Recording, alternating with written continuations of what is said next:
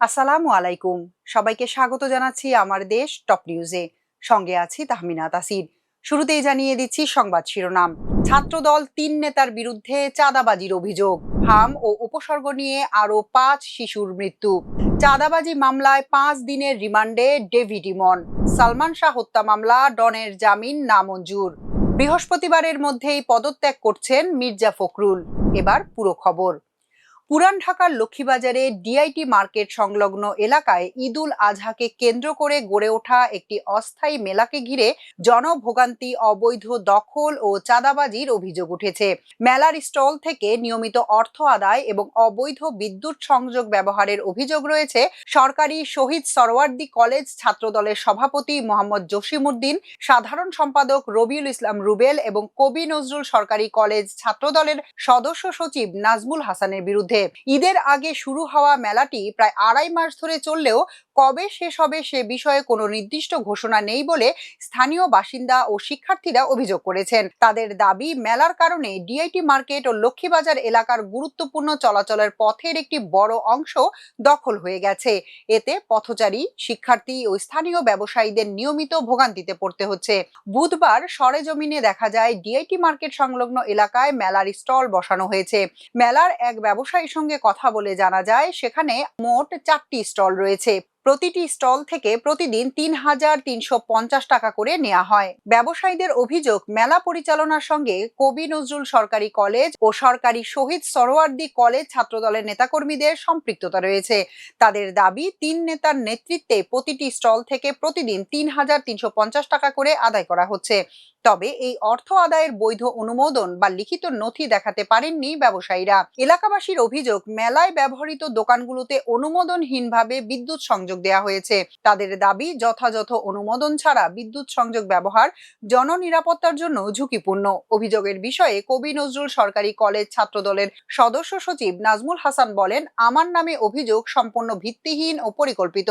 আমরা এই এলাকায় রাজনীতি করি বলে একটি মহল আমাদের নামে এসব অভিযোগ দিচ্ছে। এ বিষয়ে বিস্তারিত কিছুই জানি না আমি। সরওয়ার্দী কলেজ ছাত্রদলের সাধারণ সম্পাদক রবিউল ইসলাম রুবেল বলেন, আমি এই বিষয়ে অবগত নই।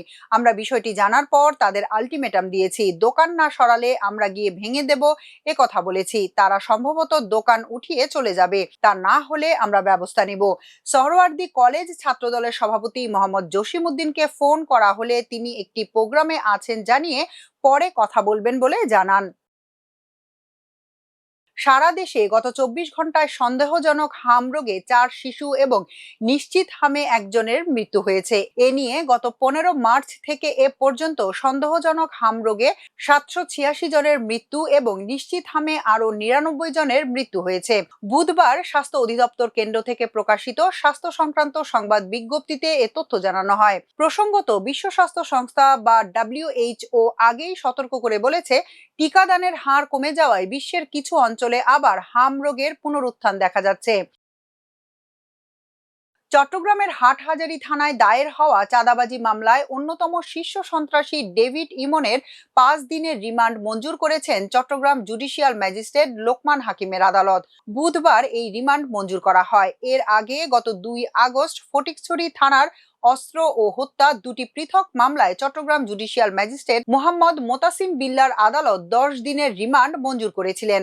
চট্টগ্রাম জেলার কোর্ট পরিদর্শক হাবিবুর রহমান বলেন, হাটহাজারী থানার চাঁদাবাজি মামলায় আসামি ডেভিড ইমনের ৭ দিনের রিমান্ড আবেদন করা হয়।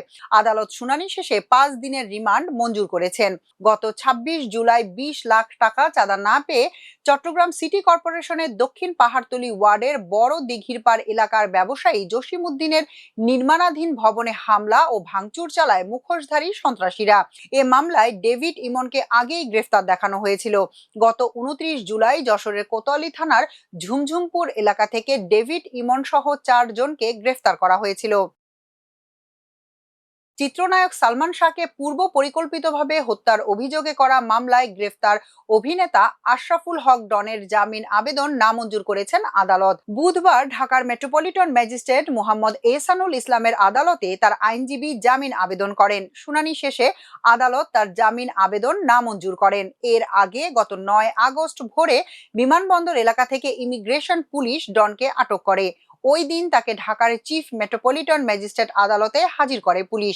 এরপর মামলার তদন্ত শেষ না হওয়া পর্যন্ত তাকে কারাগারে আটক রাখার আবেদন করেন মামলার তদন্তকারী কর্মকর্তা। শুনানি শেষে ঢাকার মেট্রোপলিটন ম্যাজিস্ট্রেট জুয়েল রানা তাকে কারাগারে পাঠানোর আদেশ দেন।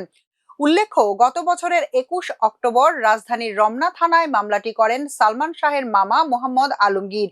মামলার অন্যান্য আসামিরা হলেন সালমান শাহের স্ত্রী সামিরা হক, শিল্পপতি ও সাবেক চলচ্চিত্র প্রযোজক আজিজ মোহাম্মদ ভাই, Latifa Haque Lucy, David, Javed, Farooq, Mayfair beauty সেন্টারের রুবি, আব্দুস সাত্তার সাজু ও রেজবি আহমেদ ফরহাদ। এছাড়া মামলায় অজ্ঞাতনামা আরও কয়েকজনকে আসামি করা হয়েছে। রাষ্ট্রপতি পদে বিএনপির প্রার্থী হিসেবে মির্জা ফখরুল ইসলাম আলমগীরের নামই এখন সবচেয়ে জোরালোভাবে আলোচনায়। সবকিছু ঠিক থাকলে আগামীকাল বৃহস্পতিবার তার নাম আনুষ্ঠানিকভাবে ঘোষণা করা হবে। রাষ্ট্রপতি পদে মনোনয়ন চূড়ান্ত হলে স্থানীয় সরকার মন্ত্রীর পদ থেকে মির্জা ফখরুলকে পদত্যাগ করতে হবে। একই সঙ্গে বিএনপির মহাসচিব পদেও আসতে পারে পরিবর্তন। দেশের ২৩তম রাষ্ট্রপতি কে হচ্ছেন মোহাম্মদ শাহাবুদ্দিনের পদত্যাগের পর তা নিয়ে রাজনৈতিক অঙ্গনে নানা আলোচনা শুরু হয়। জাতীয় সংসদের সংখ্যাগরিষ্ঠ দল বিএনপি হওয়ায় দলটির মনোনীত প্রার্থী রাষ্ট্রপতি হওয়ার বিষয়টি নিশ্চিত। গত কয়েক সপ্তাহের আলোচনা, দলের নীতি নির্ধারণী পর্যায়ের বৈঠক এবং সাম্প্রতিক রাজনৈতিক তৎপরতায় সবচেয়ে বেশি উচ্চারিত হচ্ছে মির্জা ফখরুল ইসলাম আলমগীরের নাম।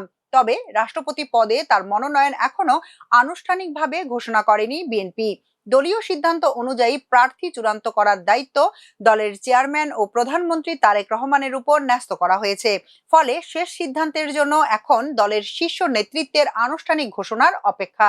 রাষ্ট্রপতি পদে মির্জা ফখরুলের নাম জোরালো হওয়ার মধ্যেই গতকাল মঙ্গলবার সচিবালয়ে তার কার্যালয়ে দেখা গেছে ভিন্ন এক চিত্র। স্থানীয় সরকার মন্ত্রণালয়ের কার্যালয়ে শুভাকাঙ্ক্ষীদের ভিড় ছিল। অনেকে তাকে শুভেচ্ছা জানান এবং অভিনন্দন জানানোর চেষ্টা করেন। তবে বিষয়টি নিয়ে মির্জা ফখরুলকে খুব বেশি উৎসাহিত হতে দেখা যায়নি। শুভেচ্ছা জানাতে আসা ব্যক্তিদের তাকে বলতে শোনা যায়, আগে হোক তারপর। এরপরও সবার সঙ্গে হাসি মুখে কথা বলেন তিনি। সন্ধ্যা পর্যন্ত সচিবালয় অফিস করেন স্থানীয় সরকার মন্ত্রী। পরে তিনি বেইলি রোডের সরকারি বাসভবনে যান। সেখানেও সন্ধ্যার পর থেকে রাত পর্যন্ত শুভাকাঙ্ক্ষীদের ভিড় ছিল। নির্বাচন কমিশনের ঘোষিত তফসিল অনুযায়ী বৃহস্পতিবার রাষ্ট্রপতি পদে মনোনয়নপত্র জমা দেওয়ার দিন। ওই দিন সকাল 10টা থেকে বিকেল 4টা পর্যন্ত মনোনয়নপত্র জমা দেওয়া যাবে। দলীয় সূত্রের খবর, আগামীকাল বৃহস্পতিবার বিএনপির পক্ষ থেকে রাষ্ট্রপতি পদে তার নাম আনুষ্ঠানিকভাবে ঘোষণা হতে যাচ্ছে। সেক্ষেত্রে স্থানীয় সরকার মন্ত্রী হিসেবে মির্জা ফখরুলের শেষ কর্মদিবস আজ অথবা আগামীকাল হওয়ার সম্ভাবনাই বেশি।